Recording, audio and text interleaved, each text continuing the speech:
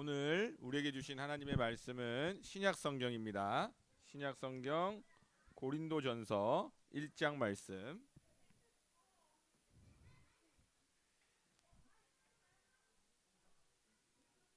1장 10절에서부터 볼게요. 10절에서부터 18절까지 9절부터 돼 있는데 10절부터 보겠습니다. 10절 한 절 제가 읽고 교독해서 읽어보겠습니다.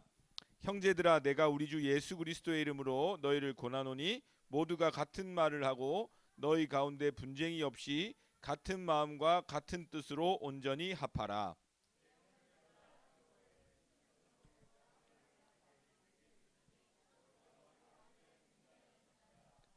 내가 이것을 말하거니와 너희가 각각 이르되 나는 바울에게, 나는 아볼로에게, 나는 게바에게, 나는 그리스도에게 속한 자라 한다는 것이니,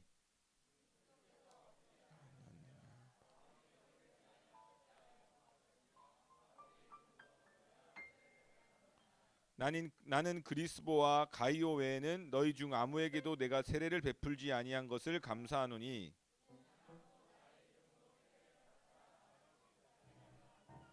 내가 또한 스데바나 집 사람에게 세례를 베풀었고 그 외에는 다른 누구에게 세례를 베풀었는지 알지 못하노라.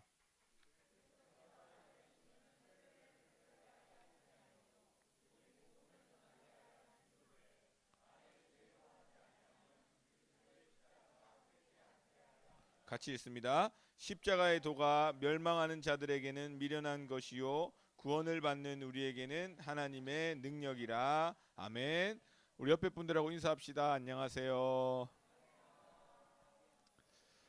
어, 코로나 때문에 많이 못 뵈기도 하고 보기도 하고 그랬는데 그래도 지난 2주에 비해서는 굉장히 많이 오셨네요. 여러분들 모르겠지만 이렇게 코로나 걸려가지고 절반 정도 못 나오셨고 그 다음 주에는 그분들은 나오셨는데 또 그 외의 분들 중에 또 많은 분들이 코로나 걸려가지고 야 정말 심하긴 심한가 보다 했는데 그래도 이렇게 또 다 모이고 보니까 그래서 코로나가 또 좀 이런 식으로 좀 없어지려나 싶기도 하고 그렇습니다. 그래서 여러분들 건강 잘 챙기시고 그 다음에 지난주에 한마음 수련회 갔다 오셨다고 들었습니다. 근데 15가정 중에 9가정이 15가정 맞나요?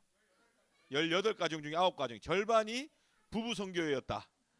그래가지고 그 담당 목사님이 오늘 아침에 저한테 이건 자기가 갈 게 아니라 내가 갔어야 된다고 괜히 본인만 바다에 빠지고 그러셨다 이야기를 들었는데 예, 뭐 하나님이 하시는 일을 사람이 어떻게 막겠습니까, 그죠? 그래서 하나님이 저를 보호해 주셨고, 예, 하나님이 지켜 주셔서 이렇게 또 뵙게 됐습니다. 그래서 이런 생각이 들어요. 또 청년 학위 선교회 때 또 저희 부부 선교회에서 많은 분들이 가기로 하셨다고 하는데 이런 이제 모임들이 이제 부부 선교회가 여기저기에서 굵직굵직하게 티가 나요. 예, 그러니까 앞으로 좀 내년 계획을 할 때는 우리 안에서도 이런 좀 모임들이나 어떤 기도나 교제 시간들을 조금 계획해 보면 좋겠다라는 생각을 해봤습니다. 아무튼 여름 한철 방학같이 보내고 있긴 한데 그래도 은혜 가운데 건강하게 잘 보내고 있어서 너무 좋습니다. 그리고 아울러 오늘 아침에 제가 주일 일부 인도를 했거든요. 일부 인도라고 하는 것은 여러분들은 잘 모르겠지만 일단 빵꾸가 나면 큰일 나잖아요. 못 일어나면. 근데 그 시간에 주일날 아침에 누구만 일어날까요? 우리 집에서 새벽 5시에 아들이 일어나서 아빠 여기 새순물 있습니다 하고 갖다 줄까요? 요즘 같은 세상에 아내가 여보 당신의 오늘 사역을 위해서 뭐 물수건 닦아놓고 뭐 발 닦아주고 이런 거 할까요?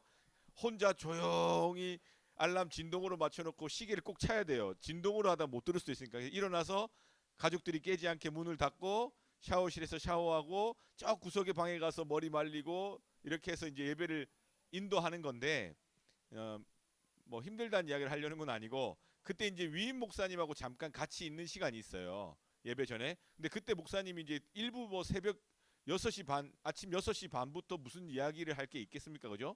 근데 오늘은 목사님이 저에게 부부 선교회 잘 보내고 있냐고 이야기를 하시더라고요. 잘하고 있습니다. 그러면서 목사님이 그 아직도 주일 저녁에 혼자 남아서 줌을 하고 있냐고. 그래서 그런 고난의 세월은 지나가고 물론 그렇게 표현하진 않았습니다. 그렇게 하진 않고 이제 주일 오후 3시에 모임하고 있다 예전처럼. 그래서 얼마나 모이냐 해서 여차 이렇게 합니다. 목사님께서 그러셨어요. 부부 선교회가 더 부흥해야 된다고. 예. 제가 지어낸 말일까요? 예, 이렇게 박수를 치면 말을 막 지어내고 싶은 욕구가 생기기 때문에 방금까지는 정말 그렇게 말씀하시면서 소그룹으로 했으면 좋겠다 해서 소그룹으로 하고 있습니다. 그랬더니 그러면 이 교회 전체에 중요한 영향력이 있으니 제가 제가 생각한 겁니다. 아마 목사님이 이제 이런 소그룹을 잘 이렇게 하기를 원하셔서 속으로는 너무 잘 되고 있다라고 생각을 했지만 그렇게 말씀드리면 왠지 제 사역을 어쩌고 하는 것 같아서 예 알겠습니다 하고 말았는데 목사님이 정말 많은 관심과 기도를 해주고 계시는가를 새삼 느꼈습니다. 그리고 이제 오늘 와보니까 또 이렇게 선교단체에서 워십으로 하나님께 영광 올리시겠다고 그렇게 함께 해주시고 예. 그래서 저는 뭐 마음껏 설교하고 싶지만 또 이게 다 해서 설교를 좀 줄여볼까 합니다. 예. 그래서 이제 여러분들이 제 속마음을 다 이제 아시는 것 같아서 또 요때다 싶어서 또 설교 대충 하려는구나 싶은데 절대 그런 거 아니고 이제 우리가 성경을 읽어가고 있는데 고린도전서 1장의 내용이에요. 이제 첫 번째 주제가 분쟁입니다. 분쟁. 그런데 고린도 교회는 지난주에 말씀드린 것처럼 굉장히 교통이 발달되고 문화가 발달된 도시에서 심지어 신앙마저도 굉장히 성숙하고 많은 은사와 은혜를 경험했던 교회라고 말씀드렸었죠. 바울이 세웠고. 근데 여기에 첫 번째 어떤 일이 벌어지냐면 세례를 누구한테 받았느냐에 따라서 싸움이 일어난 거예요. 여러분들 고린도전서 1장 읽어오신 분. 야, 또 드문드문 주변에 하도 안 읽으니까 읽은 사람도 손들기 민망한 이 분위기 너무 좋습니다. 집에서 한번 읽어보시면 좋겠는데 왜냐하면 저 이제 고린도전서만 계속 할 거거든요. 그래서 고린도전서의 첫 번째 분쟁이요. 첫 번째 이 사도 바울이 고린도 교회 사람들에게 쓴 편지의 내용이 분쟁이라는 사실이에요. 근데 아까 말씀드린 대로 믿음과 은혜와 은사가 충만한 교회에서 제일 먼저 첫 번째 다루는 주제가 하나님의 은혜도 아니요. 뭐 하나님이 역사하신 거 간증하는 것도 아니고 하나님 앞에 뭐 헌금을 많이 드려서 헌신했다 이런 내용들이 서신서 곳곳에 나오는데 그런 내용이 아니고 첫 번째가 뭐예요? 너희들 중에 분쟁이 있더라는 거예요. 그러면서 10절에 형제들아 내가 우리 주 예수 그리스도의 이름으로 효과음이 너무 좋아가지고 너무 귀엽게 다녀가지고 형제들아 내가 우리 주 예수 그리스도의 이름으로 너희를 권하노니 보세요. 이게 바로 십자가의 길을 걷는 공동체의 모습입니다. 모두가 같은 말을 하고 너희 가운데 분쟁이 없이 같은 마음과 같은 뜻으로 온전히 합해져 있는 곳이 바로 예수님의 십자가가 복음으로 받아들여지는 구원의 공동체입니다. 뭐 이 내용이 곳곳에서 다 흩어져 있어요. 뭐 성령의 하나되게 하심 등등의 표현으로 되어 있는데 이것이 십자가의 길인데 뒤에 어떤 일이 벌어졌어요? 마음을 합하기는커녕 받은 세례를 가지고 싸움이 난 거예요. 여기서 우리가 십자가의 길을 알면서 첫 번째 알 수 있는 것 오늘 본문을 통해서 하나님의 귀한 역사도 세례받는 게 너무 귀한 일이라는 거 여러분 아세요? 한 영혼이 세례를 받고 예수님을 믿는 것이 우리가 맨날 세례받는 사람이 있고 하니까 가볍게 여기기가 쉬운데 어느 누군가에게는 평생의 소원이 내 아버지 세례받는 거, 내 어머니 세례받는 거, 내 동생 세례받는 거 이게 기도 제목인 경우가 있거든요. 그리고 누군가가 예수님을 믿고 세례를 받았을 때 정말 기적과 같은 그런 일들이라고 여겨질 수도 있다는 겁니다. 그런 차원에서 보면 세례는 굉장한 하나님의 큰 역사인데 세례를 누구한테 받았느냐 갖고 패가 갈린 거예요. 첫 번째 누구한테 받은 사람이 있어요? 바울에게. 고린도 교회를 개척한 사람에게 받은 사람. 두 번째가 아볼로도 이 당시 지도자였죠. 그 다음에 게바 누굽니까? 베드로 예수님의 수제자. 그 다음에 누구예요? 그리스도께서 예수님한테 직접 받은 사람이 있는 거예요. 근데 이게 참 재밌는 게 신빙성이 하나도 없는 거예요. 사도 바울이 뭐라 그러냐면 야 나는 누구 외에는 세례도 안 베풀었는데 바울한테 세례받은 사람의 큰 세력이 있는 거예요. 그러니까 이게 다 뭐예요? 하나님의 일을 인간의 욕심과 이기심과 어떤 생각을 따라서 편가르기를 한 거예요. 그러니까 우리가 기억할 것은 예수님을 믿는 믿음 안에도 우리가 그리스도인에 살아가는 그 공동체 안에도 하나님의 일로 패를 가를 수 있다는 거예요. 패가 갈라지는 것은 아까 말한 대로 십자가의 길은 하나로 합해지고 화해하는 건데, 패가 갈라지는 것은 철저히 마귀의 역사인 거죠. 제가 교육전도사 할 때였습니다. 지명도 이런 걸 말하면 목사님들이 이제 누구신지를 그렇게 또 조사하면 나올 수도 있을 것 같아서, 벌써 20년도 된 이야기인데, 제가 교육전도사 아동부, 그 다음에 부목사님이 두 분 계셨는데 한 분은 중고등부, 한 분은 청년부를 담당했어요. 그런데 이 두 분이 사이가 안 좋았어요. 그랬더니 어디에 여파가 제일 크게 미쳤을까요? 중고등부 교사들과 청년부 임원 리더들이 사이가 안 좋은 거예요.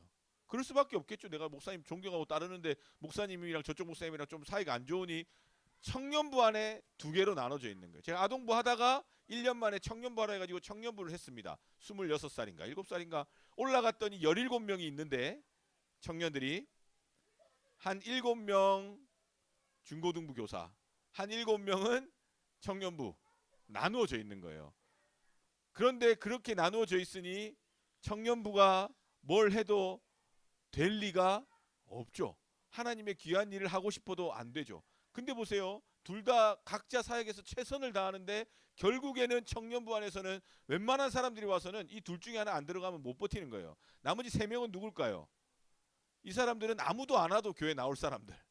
혼자서 그냥 열심히 하는 친구들 있죠. 그런 친구들 3명 있어요. 한 명 PPT, 한 명은 그냥 늘 목사님 좋다고 밥 먹자고 하는 남자친구 하나, 여자 아닙니다. 남자애 하나. 그 다음에 한 명은 조금 나이가 있는 청년이었는데 그냥 주일날 이렇게 도장 찍으러 오시는 분이 있었어요. 신앙생활에서 꼭 주일 예배 드려야 되니까. 그렇게 오는 배에는 갈라져 있는 거예요. 그런데 그 17명의 청년부가 한 50명 정도까지 부흥을 경험했는데, 그 부흥의 시작점이 어디였을까요? 어느 날 여름 수련을 하는데 이쪽에서 수장과 이쪽의 수장이 기도를 하고 있는데 저 뒤편에서 누가 둘이 끌어안고 막 울면서 기도하고 있는 거예요. 그 둘이가 서로 화해를 하고 기도하고 은혜를 받고 나니까 이 십자가의 복음이 서로에 대한 사랑과 배려가 되면서 부흥을 한 게 아니라 어떻게 보면 회복을 한 거예요.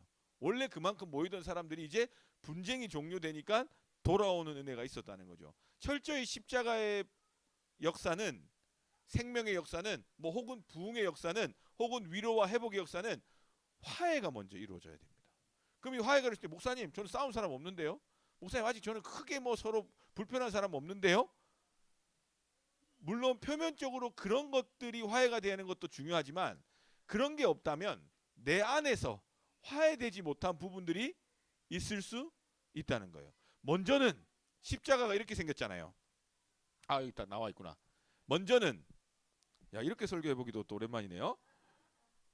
이거 십자가는 그냥 그 당시 로마의 처형 틀이지만 이걸 우리가 상징으로 받아들이면서 여기에 나름대로 의미를 부여한 신앙에 도움이 될 만한 내용이 뭐냐면, 십자가는 화평이라고 그랬잖아요.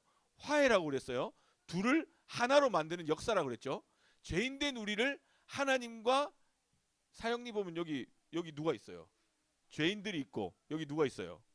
하나님이 있어서 죄로 가로막힌 우리를 예수님의 십자가로 용서함 받고 화해를 해서 하나님과 다시 만나게 되는 그 화해의 역사인데, 이걸 또 어떻게 표현하냐면 가로는 이웃 간의 관계인 거예요. 아까 말했던 표면적으로 드러나는 화해해야 될 대상들이 있을 수 있습니다. 친구가 될 수가 있고 또 가족들이 될 수가 있고 직장 동료가 될 수 있어요. 누구나 다 아마 한두 명씩은 마음에 두거나 묻어뒀거나 못 본 채 하고 있겠지만 그런 부분들을 화해해야 되는 거고, 이건 뭐 워낙 뭐 많이들 들었으니까. 근데 우리가 진짜 생각보다 화해해야 될 존재가 하나 있는데 바로 이 세로예요. 누굴까요? 하나님하고 나하고. 하나님하고 나하고 화해가 안 돼 있는 경우가 굉장히 많다는 거예요. 왜냐하면 화해를 안 해도 표가 안 나서. 마음 한켠에 내 신앙생활과 믿음 가운데 분명히 하나님과의 서운한 부분들이 있거나 내 기도 제목이 해결되지 않거나 혹은 기도의 과정에서 확실하게 하나님과 소통되지 않는 부분들로 인해서 왜곡되고 좀 서먹해진 부분이 있거든요. 그래서 기도도 그냥 옛날만치 안 하고 말씀도 옛날만치 안 보고 내 신앙의 기쁨도 옛날과는 다른 거예요. 그게 어느 정도 성숙해서 그런 경우도 있겠지만 그게 아니라 정말 하나님하고의 관계를 포기한 경우에 이런 일이 있더라는 거예요. 그걸 바로 화해하게 하는 것이 바로 십자가의 능력이라는 겁니다. 그럼 십자가의 능력은 뭘까요? 예수님을 온전히 믿는 거예요. 굉장히 단순하면서도 굉장히 어려운 일인데, 예수님이 십자가에서 날 위해 죽으신 그 십자가의 복음의 내용이 이론적으로 그치지 않고 내가 마음으로부터 믿어 입으로 시인하며 주님 앞에 찬양하기도 하고 주님 앞에 기도로 고백하기도 하고 말씀 가운데 은혜를 받기도 하는 것, 그 십자가의 길을 포기하지 않고 다시 걷는 것, 그 가운데 우리는 하나님과 하나님의 뜻을 알게 되고 하나님의 말씀을 보게 되고 하나님과 조금씩 내 인생에 막힌 부분들을 화해하게 되는 그 은혜가 바로 십자가의 길인 것입니다. 그런데 그게 안 되고 내 중심으로 내 생각대로 내 고집대로 하니까 결국 내가 살고 있는 이곳에서도 내가 누구한테 세례를 받았느냐 이거 하나 가지고 싸움이 나고 패가 갈라진다는 거예요. 그러면서 사도 바울이 뒤에 이렇게 합니다. 17절에 그리스도께서 나를 보내심은 세례를 베풀게 하려 하심이 아니요 오직 복음을 전하게 하려 하심이로되 말의 지혜로 하지 아니함은 그리스도의 십자가가 헛되지 않게 하려 함이라. 이 구절에서 여러 가지를 알 수 있죠. 아까 우리가 말한 것처럼 하나님의 일이 마귀의 일처럼 우리를 갈라놓고 힘들게 할 수 있다. 이거 한 가지 기억하시고, 두 번째 뭐예요? 십자가가 헛될 수 있다는 거예요. 십자가만 놓고 보면 헛될 수 없죠. 그 복음의 능력이. 그런데 내 인간의 생각, 인간의 지혜로, 그래서 세례를 하나님의 뜻을 따라 하지 않고 내 욕심을 따라하면 십자가의 복음 역시도 내 삶에 아무런 영향을 안 주고 오히려 헛된 것처럼 내 삶에서 버려질 수 있다는 거예요. 우리의 가정에서도 마찬가지고요. 부부관계에서도 마찬가지입니다. 인간관계에서도 마찬가지입니다. 아무리 좋은 게 있어도 서로 화해되지 않고 하나 되지 않으면 그것처럼 싫은 게 없는 거예요. 제가 지금 어제 부부간에 안 좋은 일이 있어서 이렇게 악센트가 올라가는 게 아닙니다. 정말 좋은 음식, 고급 레스토랑에 갔어요. 그런데 싸웠어요. 그런데 건드리지 말아야 될 사자의 코털을 건드렸습니다. 이 사자가 남자인지 여자인지는 모릅니다. 그러면 그 맛있는 음식도 뭡니까? 아무 의미가 없습니다. 그죠? 물론 조금 성숙하신 분들이나 조금 고수들은 그건 그거고 요걸 수 있지만 저는 그렇지 않아요. 저는 사랑하는 아내가 조금이라도 컨디션이 안 좋으면 제가 뭘 먹어도 근데 뭘 먹어도 안 돼. 왜 입맛이 돌지? 침을 꼴깍 삼키. 이거 그냥 설교를 하면서 침을 삼킨 거지 절대 그런 거 아닙니다.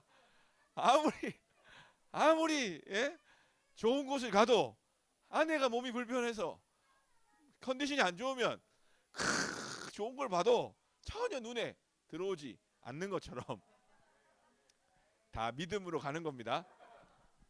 처럼 십자가라는 복음의 능력이 우리 안에 있어도요, 내 어떤 사소한 감정 때문에, 사소하게는 이렇게 시작했을 것 같아요. 어느 누군가가 야 나는 세례를 바울에게 받았어. 바울 알지?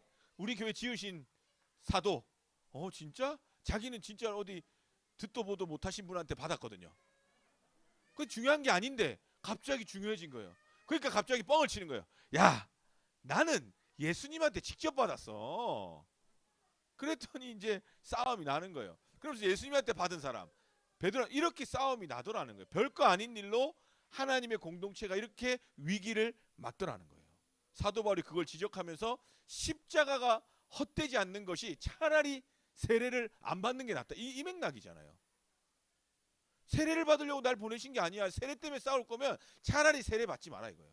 예수님의 십자가를 온전히 믿기 위해서 그걸 신앙으로 고백하는 게 세례인데 그게 다 빠져버린다는 거예요. 그러니까 우리의 모임이, 우리의 가정이, 내 신앙이 그 십자가의 은혜를 다 잃어버린 채 살아가고 있는 것은 아닌가.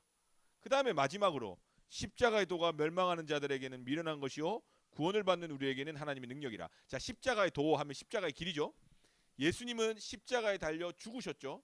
물과 피를 다 쏟으시면서 다 내어주셨어요. 하나님이신데 인간이 되셔서 우리보다 더 비참한 자리로 내려가심으로 우리를 구원하시는 사랑을 이루신 사건이 십자가잖아요. 그러니까 십자가를 내가 진다 했을 때 뭐예요? 내가 아닌 하나님의 뜻을 구하며 다른 사람들 누군가에게 조금 더 양보하고 이해하는 거예요. 부부 관계로 따지면 내 사랑하는 사람을 위해서 내가 조금 더 내 생각을 줄이고 내 고집을 줄이고 상대방을 조금 더 이해해 보려고 하는 노력을 하는 거죠. 그러니까 나는 억울하고 분한 게 있지만 상대방이 그렇게 받아들이지 못할 거기 때문에 내 억울하고 분한 것을 피를 토하면서 이야기하면서 서로 피 터지는 게 아니라 오히려 그 사람이 못할 거니까 내가 마음을 정리해서 좋은 언어로 이야기도 하고, 그 다음에 뭐 사소하게는 오늘 점심에 중식 먹어가지고 짜장면 탕수육 진짜 싫은데 아내가 오늘 저녁에 짬뽕이 먹고 싶다는 거예요. 그러면 기꺼이 가줄 수 있는 거. 근데 이거 뭐 목사님 그 정도 별거 아닌 거 아니에요? 생각보다 요런 식의 일들로도 감정이 쌓여가지고 싸우고 몇 날 며칠 이야기 안 하는 커플들도 있습니까? 그러니까 이게 별거 아닌데 그럴 수 있다라는 거예요.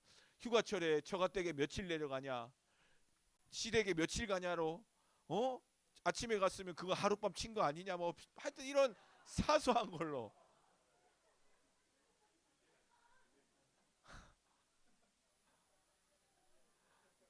우리네 삶이 그렇다는 거죠.